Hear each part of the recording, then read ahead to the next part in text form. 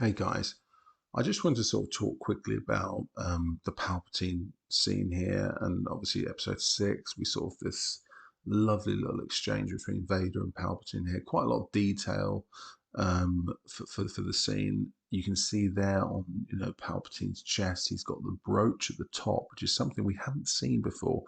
Pretty much because it hasn't been light enough to actually see his upper chest there, but that's actually a Sith Lord brooch.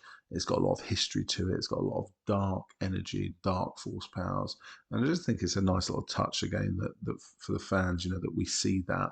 And I'm sure there's some people on Etsy molding these things so you can sort of wear them about town, or take them to work one day and just flash it by your line manager. But beyond the brooch, I think the exchange is quite intimate, and obviously, Palpatine sensing that weakness within Vader because of the fight, and that's great. But also, there's this sort of like smiley, like knowingness from Palpatine. It's like, oh yes, yeah, you remember your mate, don't you? The one we fucked over. You remember, don't you? Or should I say, you remember, don't you? Our best friend that we screwed over.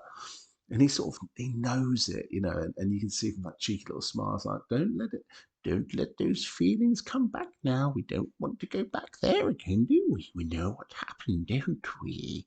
And there's sort of like that that fear, but also that happiness from Palpatine. I mean, he's sadistic freak. He enjoys it, torturing Vader. And obviously, if we saw more under Vader's mask, he'd probably be sort of like raising his eyebrows, thinking, "Oh God, here we go again. He's at it again." It's kind of like the worst best friend you could ever have. But I think it's the first time we've seen that sort of like toyingness between Palpatine and Vader, and I think that was a nice touch. More to the fact that we get to see McDermott in full high res, which is great. The makeup that never ages, right? It's just so fantastic. You know, your faith in your friends is yours.